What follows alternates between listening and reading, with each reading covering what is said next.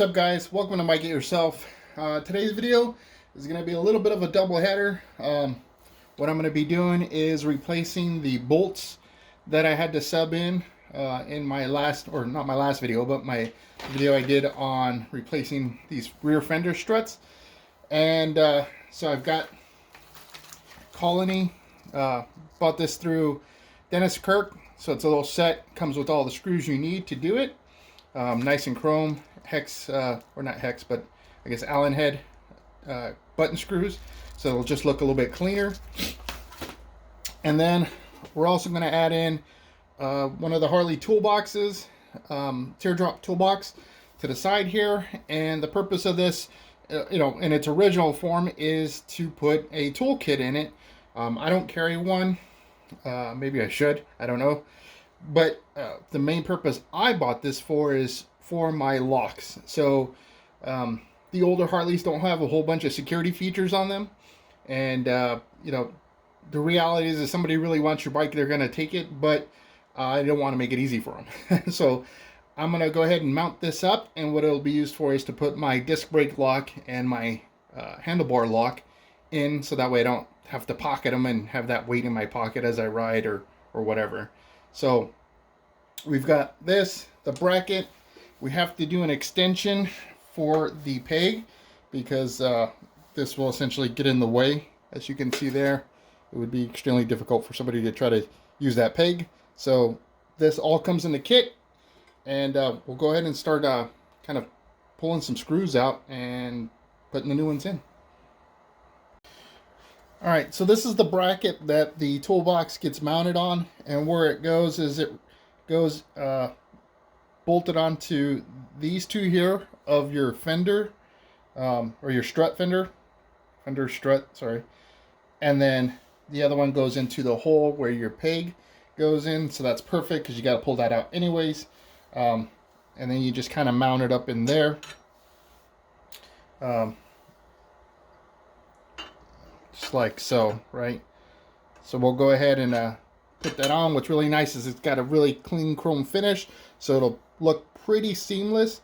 I don't know if any of you are thinking, well, can you mount it underneath the strut, meaning this piece here? I don't know. Kind of, sort of would make sense that you would do that, just kind of come in behind.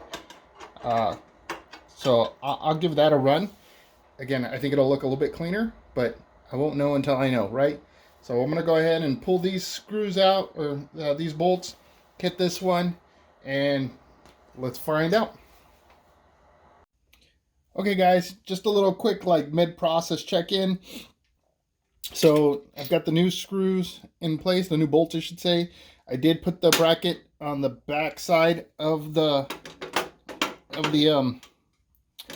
fender strut, so that works out perfectly. It seems to sit really well, and the toolbox is able to be opened without anything, running into it. I was thinking about that. It was kind of weird that this thing opens up in this direction versus flipping down this way. And as I look at it, it kind of makes a little bit more sense, maybe, in that if it were to flip down this way, it might actually hit the peg. Now, on the other side, because you can get this in left or right mounted side, I went with this side because I didn't want it to be in the way of my pipes.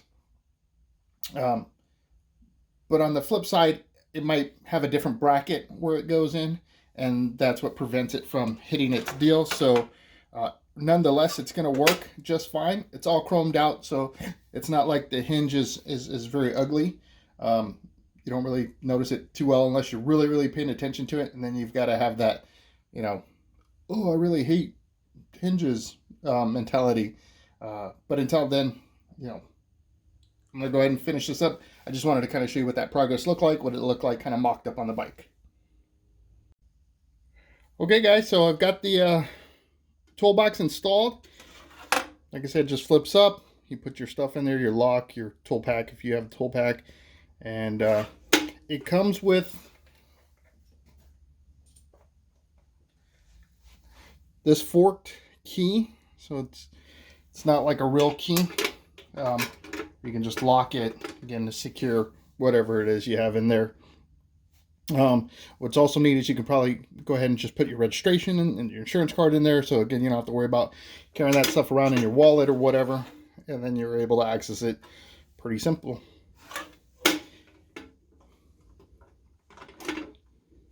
The other things that I was putting on, as I had mentioned, was the replacement bolts. So to these button head bolts, so you can go ahead and see those two are in. I don't need for this turn signal. And then these were some screws that were put on that, yeah, I don't know where they came from, but these will be replaced as part of the kit.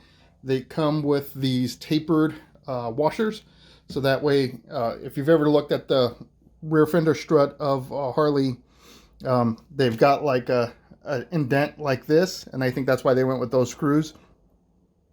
So I can go ahead and put these in, and that'll clean that up. So I'm going to go ahead and finish out those bolts. I got to do the same thing for the other side. Luckily, I don't have to worry about putting another one of these on. I will tell you that it was very tough getting to this lower peg area.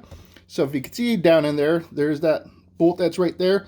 Tire gets in the way, so I had to kind of mock up or use my 10 millimeter ratcheting wrench and the hex head that fit there in order to get it loosened and tightened.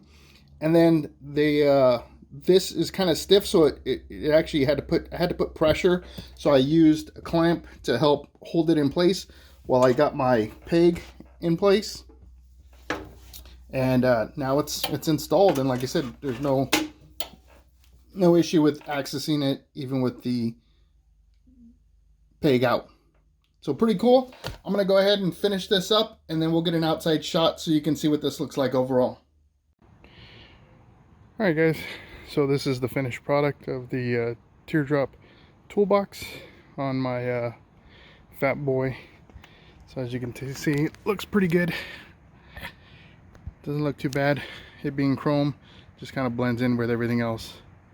So huge win there. So I hope you enjoyed watching this video. If you like my content, please subscribe. If you like the video, give me a thumbs up. And if you want to make sure you don't miss out on my next video, hit that notification bell. I produce every Sunday, 9 a.m. Pacific Standard Time. And I hope to see you on the next video. Thank you for all the support.